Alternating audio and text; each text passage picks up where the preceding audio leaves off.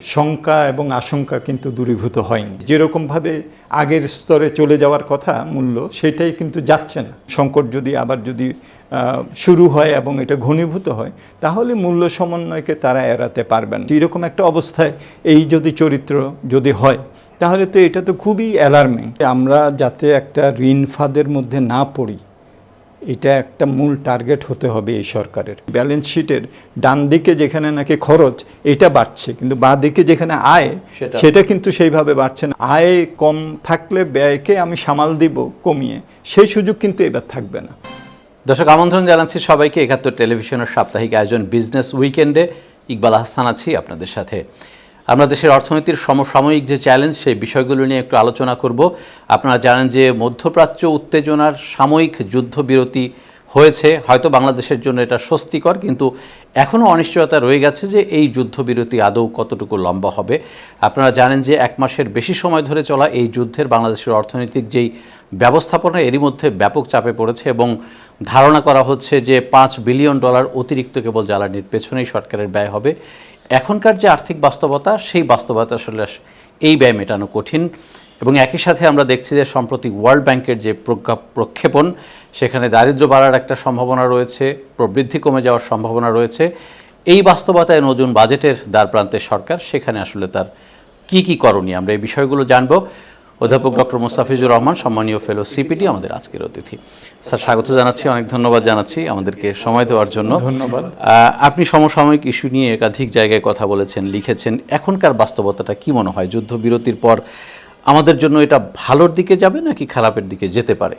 এটা আমাদেরকে কিছুটা স্বস্তি দিয়েছে, কিন্তু শঙ্কা এবং আশঙ্কা কিন্তু দূরীভূত হয়নি। এবং আমরা যদিও বাজারে কিছুটা প্রতিফলন দেখছি তেলের দামে এবং অন্যান্য যেসব কমোডিটি আন্তর্জাতিক পর্যায়ে যেসব পণ্য আমরা আমদানি করে থাকি সেগুলোতে, কিন্তু সেটা স্থায়ী হবে কিনা এখনও কিন্তু আমরা জানি না। এবং দামের মধ্যেও তার প্রতিফলন আমরা দেখছি। যেরকমভাবে আগের স্তরে চলে যাওয়ার কথা মূল্য, সেটাই কিন্তু যাচ্ছে না। সুতরাং একটা আশঙ্কা এখানে রয়ে গেছে। সুতরাং আমি বলবো যে আমরা তো চাই যে এটা স্থায়ী হোক। যে কোনো ধরনের আন্তর্জাতিক সংকট, আমরা যারা উন্নয়নশীল দেশ, তাদের উপরে আঘাতটা বেশি আসে। আমরা রাশিয়া ইউক্রেন যুদ্ধের সময় দেখেছি, এখন দেখলাম করোনার সময় আমাদের অর্থনৈতিক যে পরিস্থিতি ছিল। আমরা কি এই শকটা অ্যাবজর্ব করার মতো যথেষ্ট প্রস্তুতি নিয়েছি? আমার মনে হয় যে এই যে আমরা উন্নয়নশীল দেশ বা স্বল্পোন্নত দেশ বা নিম্ন মধ্য আয়ের দেশ, এই কনসেপ্টের ভেতরেই কিন্তু আমাদের যে এক ধরনের একটা ভঙ্গুরতা, আমাদের যে এক ধরনের একটা বিভিন্ন ধরনের চ্যালেঞ্জ আসলে সামাল দেওয়ার ক্ষেত্রে যে আমাদের দুর্বলতা, এটা কিন্তু এই কনসেপ্টের মধ্যেই আছে। যারা নাকি ধনী দেশ, উন্নত দেশ, তাদের যেমন কিছুটা সারপ্লাস থাকে, কিছুটা কন্টিনজেন্সি ফান্ড থাকে, স্ট্র্যাটেজিক রিজার্ভের জন্য তারা বিনিয়োগ করতে পারেন। আমাদের দেশে তো আমরা সেটা করতে পারি না। সুতরাং এই যে এখন একটা আমরা চ্যালেঞ্জের সামনে আসছে, আমার তো স্ট্র্যাটেজিক যে একটা রিজার্ভ, যেটা দিয়ে আমি যদি ২-৩ মাস সামাল দিতে পারতাম, চীনের ৩ মাসের মতো তাদের স্ট্র্যাটেজিক রিজার্ভ আছে, ওখানে হাতও দেয় নাই তারা। সো এটা তো আর আমাদের পক্ষে সম্ভব না, কারণ এত বিনিয়োগ, এখানে টাকাটা রেখে দেওয়া, আমার তো সম্পদের তো আরও অন্যান্য চাহিদা আছে। সুতরাং আমি ওইটাতে বেশি ইনভেন্টরি সেখানে আমি রাখতে পারি না। শুধু এইটা একটা আছে, কিন্তু একই সাথে আবার আমরা দেখব যে অনেক উন্নয়নশীল দেশ আছে যারা ভালো সামাল দিতে পারছে, আবার কেউ আবার ভালো সামাল দিতে পারছে না। সুতরাং এইখানেও পরিকল্পনা কীরকমভাবে করা হচ্ছে, কৌশল কীরকম, কন্টিনজেন্সি ফান্ড এরকম যে বিভিন্ন ধরনের ইমার্জেন্সি সিচুয়েশন আসে, ওইটাকে সামনে রেখে আমি করে রাখতে পারছি কিনা, এইসব বিষয়গুলো কিন্তু তারা সামাল। তার মানে আমাদের বাস্তবতাটা কি একই ঝুড়িতে সব ডিম রাখার মতো কিনা? আমাদের বাস্তবতাটা হলো যেই বাস্তবতা, যদি আমি এই সরকারের কথা বলি, তারা তো একটা বাস্তবতাকে লেগেসি হিসাবে পেয়েছেন, উত্তরাধিকার সূত্রে। সুতরাং সেইটাকে তো তারা বাদ দিয়ে সামনের দিকে যেতে পারবেন না। এখন সরকারের হিসাবে প্রায় প্রতিদিন ১৬০-৭০ কোটি টাকার মতো ভর্তুকি দিতে হচ্ছে। তারা দাম বাড়ায়নি, হয়তো নতুন সরকার জনগণের সামনে এই সিদ্ধান্তটা নিতে চায়নি, কিন্তু ৫০-৬০টা দেশ এরই মধ্যে দাম বাড়িয়েছে। আমাদের জন্য আসলে জরুরি কোনটা ছিল? আর্থিক ব্যবস্থাপনাটা সামাল দেওয়ার জন্য দাম অ্যাডজাস্ট করা ঠিক ছিল, নাকি জনগণের মুখের দিকে তাকিয়ে আমরা সিদ্ধান্ত নিলাম না এটাই ঠিক আছে? আমার মনে হয় যে প্রত্যেক দেশের পরিস্থিতি তো ভিন্ন। আমাদের দেশের বাস্তবতাটা হলো যে আমাদের গত 4-5 বছরে উচ্চ মূল্যস্ফীতি থেকে গেছে, মূল্যের স্তর বেশ উপরে চলে গেছে, মানুষের জীবনমানের অবনমন হয়েছে, দারিদ্র্য সীমার নিচে শতাংশ এবং সংখ্যা বেড়েছে, আমাদের রাজস্ব আয় এবং সব কিছু মিলে একটা চ্যালেঞ্জের মধ্যে অর্থনীতি আছে। কিন্তু আমার মনে হয় যে তারা যে এই মূল্য সংযোজন সমন্বয়টা করেননি, এটা ঠিকই ছিল, কিছুটা অপেক্ষা করেছেন। যদি এটা প্রলম্বিত হয় বা এখনকার যে এটা যে কিছুটা স্তিমিত হলো, এটা যদি আবার যদি একটা এরকম সংকট যদি আবার যদি শুরু হয় এবং এটা ঘনীভূত হয়, তাহলে মূল্য সমন্বয়কে তারা এড়াতে পারবেন না। যে ধরনের সাবসিডি এখন দিতে হচ্ছে, কিন্তু সাধারণ জনকল্যাণের কথা মনে রেখে এটাকে সমন্বয় করা হয় নাই, এটা সাস্টেনেবল না। লম্বা সময়ের জন্য হয়তো এটা করা সম্ভব হবে না। স্যার, এখনকার যে সংকট সরকারের সামনে, আমাদের যদি এইভাবে দাম চলতে থাকে, বছর শেষে হয়তো $5 বিলিয়ন অতিরিক্ত আমাদের কেবল জ্বালানির জন্যই চলে যাবে। এখন হয়তো আমরা $15 বিলিয়ন মতো খরচ করি, সেটা 20 বিলিয়নে চলে যাবে। অন দ্য আদার হ্যান্ড, আমাদের এক্সপোর্ট আর্নিং যেটা ধারাবাহিকভাবে কমছে এবং সর্বসাকল্যে মাত্র $35 বিলিয়ন আমাদের 9 মাসে, 55 বিলিয়ন আমাদের টার্গেট ছিল। স্যার, এইখানে যোগ বিয়োগের বিষয়ে আপনার পরামর্শটা কি? আমি যেটুকু বুঝি যে তারা রিজার্ভে বেশি হাত দিতে চাচ্ছেন না, কারণ রিজার্ভে হাত দিলে এটার আবার অর্থনীতিতে আবার এটার একটা গুণক প্রভাব, মাল্টিপ্লায়ার একটা ইমপ্লিকেশন এটা হবে। এটা আমদানি সক্ষমতা থেকে শুরু করে, আমার ডেট সার্ভিসিং ঋণ পরিষেবা থেকে শুরু করে, আমার এক্সচেঞ্জ রেটকে যে আমি একটা স্টেবিলিটি মেনটেন করার চেষ্টা করছি, সেখানে হাত পড়বে। সুতরাং তারা যেটা করছেন সেটা হলো যে এখন ওয়ার্ল্ড ব্যাংকের থেকে বাজেটারি সাপোর্ট নেওয়া যায় কিনা, বা আইডিবি থেকে লোন নেওয়া যায় নাকি, এডিবি থেকে নেওয়া যাচ্ছে কিনা, এগুলা IMF থেকে আরও কিছু পাওয়া যাবে কিনা, এইটা তারা চেষ্টা করছেন যাতে করে রিজার্ভের উপরে বেশি হাত না দিতে হয়। তো এই যে বাড়তি যে $5 বিলিয়ন মতো এখন খরচ করতে হবে, এটাকে তারা এইভাবে সামাল দেওয়ার চেষ্টা করছেন। সো এটারও লিমিট আছে, কৌশল হিসাবে ঠিক আছে আমি মনে করি, কিন্তু এটারও তো সীমাবদ্ধতা আছে এবং সেটা নির্ভর করবে আন্তর্জাতিক বাজারে এই মূল্য এটা কত দিন থাকবে, এটা আরও বাড়বে কিনা, বা যদি স্থিমিত হয়ে আসে তাহলে হয়তো তাদের উপরে চাপটা কমবে। স্যার, সম্প্রতি ওয়ার্ল্ড ব্যাংকের যে রিপোর্টটা আমরা দেখেছি যে এই বছর 17 লাখ মানুষ দরিদ্র থেকে বের হয়ে যাওয়ার কথা ছিল, কিন্তু যুদ্ধের কারণে হয়তো সেটা 5 লাখের বেশি সম্ভব হবে না, অর্থাৎ নতুন করে 12 লাখ দরিদ্র আমাদের থেকেই যাচ্ছে। এর আগের বছরও 14 লাখের মতো যোগ হয়েছে। এইটার স্যার দীর্ঘমেয়াদী ইম্প্যাক্টটা কী হতে পারে? এটা দীর্ঘমেয়াদী, এইটার অভিঘাত তো খুবই নেতিবাচক, যেখানে নাকি আমরা দারিদ্র্য সীমার নিচের মানুষের সংখ্যা বা অতি দারিদ্র্য সীমার নিচের মানুষের সংখ্যা আমরা কমাতে চাচ্ছি দ্রুতভাবে। আমরা একটা জনকল্যাণমুখী রাষ্ট্রের কথা বলছি, আমরা একটা অন্তর্ভুক্তিমূলক সমাজের কথা বলছি, আমরা বৈষম্য, আয় বৈষম্য, সম্পদ বৈষম্য, ভোগ বৈষম্য কমানোর কথা বলছি। এরকম একটা অবস্থায় এই যদি চরিত্র যদি হয়, তাহলে তো এটা তো খুবই অ্যালার্মিং, এবং এটা যে কোনো নীতি নির্ধারকের ঘুম হারাম করার জন্য এটা যথেষ্ট। সুতরাং আমাদেরকে চেষ্টা যেটা করতে হবে সেটা হলো যে কিভাবে আমরা এই যে পরিস্থিতি যেটা, এটাকে সামাল দিতে পারি। এটার একটা বড় যেটা অনুঘটক সেটা হলো বিনিয়োগ।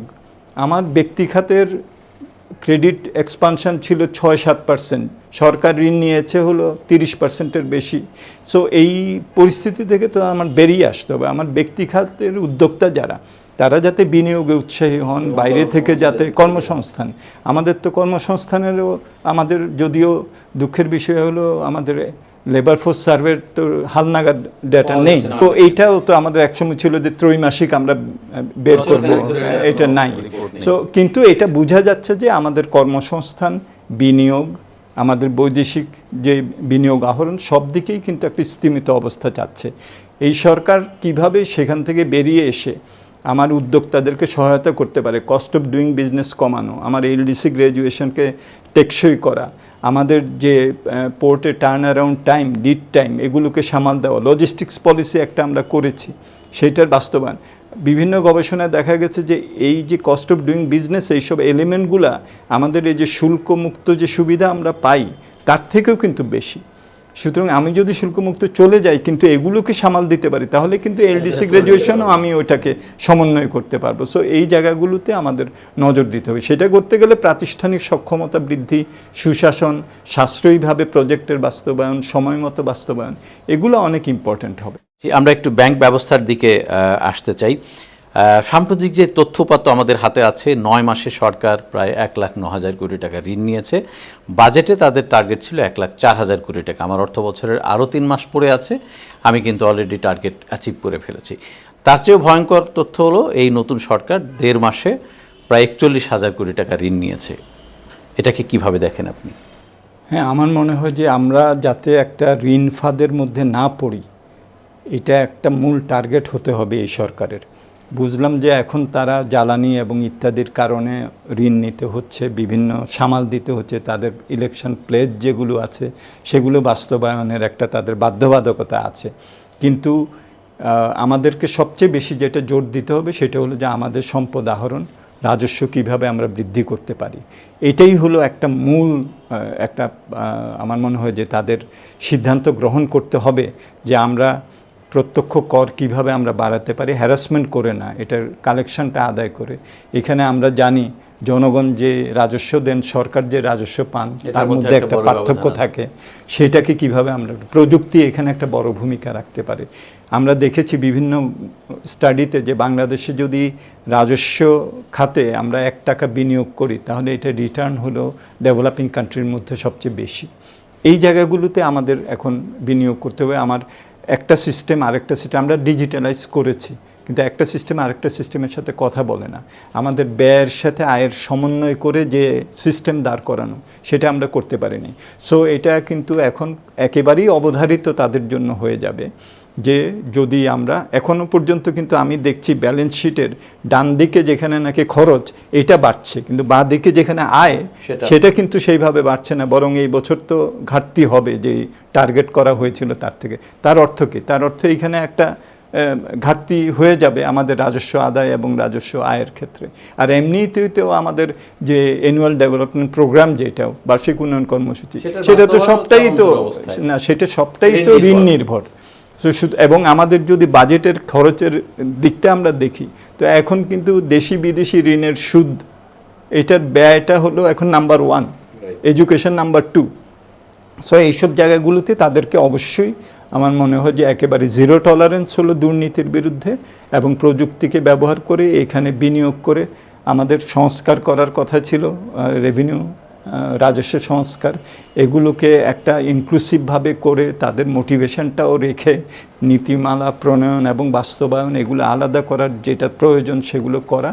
এবং এটার মাধ্যমে আমাদের নাম্বার 1 আমি মনে করি যে তাদের ইলেকশনের প্লেজ তো আছেই সরকারের, সেটা তো করতে হবে, কিন্তু এটার সাথে সাথে আমাদের যে রাজস্বের যে জায়গাটা এটাকে আমাদের জোর দিতে হবে। এবং একই সাথে আমাদের ব্যাংকিং ব্যবস্থায় যে ধরনের একটা বড় ধরনের এখানে একটা সংস্কারের দরকার এবং বেশ কিছু প্রস্তাবও সেখানে আছে, আমরা আশা করব যে সেগুলোকে বাস্তবায়ন করা হবে। স্যার, এই যে সরকারের অতিমাত্রায় ঋণ নেওয়ার প্রবণতা, আপনি একটু আগে বলছিলেন যে দারিদ্র্য কমাবো আমি বিনিয়োগ দিয়ে, বেসরকারি উদ্যোক্তাদের জন্য আমি যদি টাকা না রাখি, সরকারি যদি সব নিয়ে নেয়, আমার তো এখানে বিনিয়োগও আসবে না। এটার ইম্প্যাক্টটাকে আপনি স্যার কীভাবে দেখেন? না, এটা তো অবশ্যই যে আমরা সরকার যে যদি ঋণ গ্রহণ করে থাকেন এবং একটা বড় অংশ তো ঋণ গ্রহণ করছেন হলো ব্যাংকিং সেক্টর থেকে, তো সেটা তো ব্যক্তি খাতের যে ঋণের প্রাপ্যতা তার উপরে তো এটার একটা নেতিবাচক প্রভাব পড়ছে। আমরা যে ক্যাপিটাল এডিকুয়েসি রেশিও বা ক্যাপিটাল শর্টফল এগুলো যখন ব্যাংকের দেখি তখন তো এটার থেকে স্পষ্টই প্রমাণিত হয় যে তাদের জন্য যে টাকাটা আমার বিনিয়োগকারীর দরকার হবে সেটা। স্যার, এবারের বাজেটের প্রসঙ্গে একটা প্রশ্ন করতে চাই যে আমরা যেটা শুনছি যে প্রায় 9 লাখ কোটি টাকার একটা বড় বাজেটের চিন্তাই সরকার করছে, যেহেতু তার কিছু রাজনৈতিক প্রতিশ্রুতি আছে সেটা বাস্তবায়ন করা হবে। এইটা স্যার এখনকার যে বাস্তবতা, আপনি এবারের বাজেট প্রণয়নের ক্ষেত্রে সরকারকে আসলে কোন দিকে সতর্ক থাকতে পারে? আমার মনে হয় যে সরকারকে বাস্তবানুক বাজেট করতে হবে। সরকার যদি 9 লক্ষ কোটি টাকার একটা বাজেট যদি করেন, এবং সেখানে তো অবভিয়াসলি এখানে একদিকে আমাদের রাজস্ব বাজেট থাকবে, আরেকদিকে উন্নয়ন বাজেট থাকবে। এবং রাজস্ব বাজেটের একটা বড় অংশ বিভিন্ন প্লেজ ইত্যাদির জন্য করতে হবে। তো সেইটার সামাল দেওয়ার মতো বড় ঋণ না নিয়ে সেই সক্ষমতাটাও কিন্তু দেখাতে হবে। সেটা যদি না হয় তাহলে দুইটা জিনিস হবে। একটা হলো যে আরও ঋণ নিতে হবে, এই এখনকার যে ঋণের যে চলমান যে ধারা, এই ধারা অব্যাহত রাখতে হবে এবং সেইটার ফলে ঋণের পরিষেবার চাপও বাড়বে, ঋণ ফাঁদের মধ্যেও আমরা পড়ে যেতে পারি। আর দ্বিতীয় আরেকটা হলো যে আমি বাজেট একটা করলাম, শেষে আমি আমার আয়ও আমার কম হলো আর ব্যয়ও আমার কম হয় এবং আমার ঘাটতিটা একটা সামাল দেওয়ার মতো একটা পর্যায়ে থাকে। তো এইটাও তো ভালো না, মানুষের তো একটা প্রত্যাশা আছে। এখন আমি যদি সামাজিক সুরক্ষা, শিক্ষা, স্বাস্থ্যতে আমি যদি ব্যয় যদি কম করি তাহলে কিন্তু মানুষের কাছে একটা প্রশ্ন আসবে। সুতরাং ব্যয় কম করার যেহেতু তার খুব একটা সুযোগ এবার নাই, সুতরাং আয় কম থাকলে ব্যয়কে আমি সামাল দিব কমিয়ে, সেই সুযোগ কিন্তু এবার থাকবে না। সুতরাং আমার মনে হয় যে জোর দেওয়া উচিত কিভাবে এইসব ব্যয়গুলোকে আমরা ভালোভাবে করতে পারি, প্রত্যাশিত ফলাফল যাতে আমরা পেতে পারি, সাশ্রয়ীভাবে করতে পারি। এই যে এখন একটা ভালো উদ্যোগ নেওয়া হয়েছে, 1300 পুরানো প্রকল্প আছে, এটাকে প্রুনিং করা, যেগুলো আমাদের লাগবে না, যেগুলো আমার একটা লোক দেখানো একটা অ্যালোকেশন দিয়ে বছরের বছর এগুলোকে টানা হয়, এগুলোর তো দরকার নেই। সুতরাং এই প্রুনিংটা খুব ভালোভাবে করা দরকার।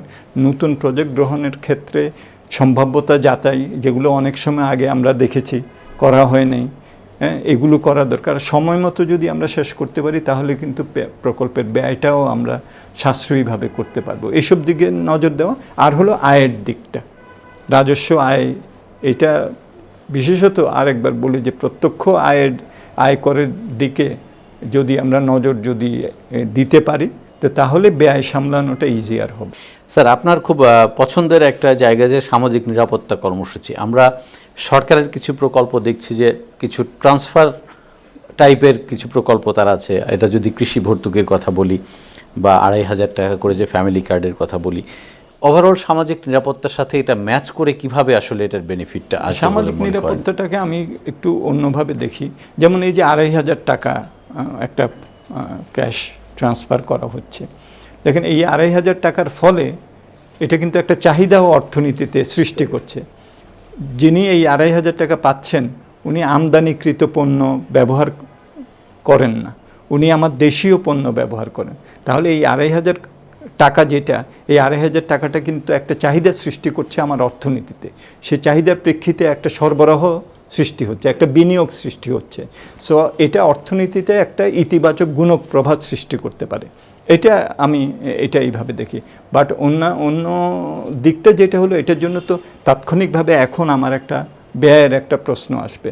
এগুলো আমাদের করতে হবে। মিড ডে মিল, এখন মিড ডে মিল যদি আমাদের বাচ্চারা যদি পায় তাহলে দেখবেন যে এটা স্বাস্থ্য খাতের ব্যয়ের উপরে আবার একটা ইতিবাচক প্রভাব পড়ছে। সো সামষ্টিক অর্থনৈতিক দৃষ্টিভঙ্গি থেকে এইসব ব্যয়গুলোকে আমাদের দেখতে হবে। রফতানি আয় নিয়ে আপনার অবজারভেশনটা কি? আমাদের কি এতটা খারাপ করার কথা ছিল কি? বৈশ্বিক অর্থনীতির উপরে তো একটা চাপ সৃষ্টি হয়েছে, তারপরে মার্কিন যে অতিরিক্ত শুল্ক আরোপ করা হলো, এটারও একটা প্রভাব আমরা মার্কিন বাজারেও দেখছি, অন্যান্য বাজারেও দেখছি। কিন্তু সামনের দিকে এই চ্যালেঞ্জগুলো আরও বাড়বে এবং এখন আমি দেখছি যে ভিয়েতনামের সাথে ইউরোপিয়ান ইউনিয়নের মুক্ত বাণিজ্য অঞ্চল ভারতের সাথে করছে। 3-4 বছর পরে শূন্য শুল্ক সুবিধাগুলি তারা পেতে থাকবে যখন আমার চলে যাবে। সো আমি দেখি যে সামনের দিকে একটা বড় ধরনের আমাদের ধাক্কা আসতেছে। স্যার, একেবারে লাস্ট প্রশ্ন, এলডিসি গ্রাজুয়েশন নিয়ে সরকার একটা অবস্থানে মোটামুটি পৌঁছে গেছে।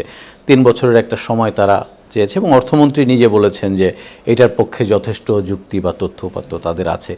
এই 3 বছর আসলে আমরা যে প্রপারলি কাজে লাগাতে পারবো এই নিশ্চয়তাটা কতখানি? তারা যদি লক্ষ্য নির্দিষ্টভাবে এই যে প্ল্যানটা এটাকে যদি তারা বাস্তবায়ন করতে পারেন তাহলে আমরা এলডিসি গ্র্যাজুয়েশনকে টেকসই করতে পারবো। পারবেন কি না এটা আমরা আগামীতে দেখব। 2 মাসে 6 সপ্তাহে এটা বলার সময় এখন আসে। স্যার, আমরাও দেখতে থাকি কতদূর আসলে আমরা গিয়ে পৌঁছাই। অনেক ধন্যবাদ। আজকের আলোচনাটা আমরা এখানে শেষ করছি। আপনাকেও ধন্যবাদ। দর্শক, এর সাথে শেষ করছি আজকের মতো 71-এর সাপ্তাহিক আয়োজন বিজনেস উইকেন্ড। ভালো থাকবেন সবাই।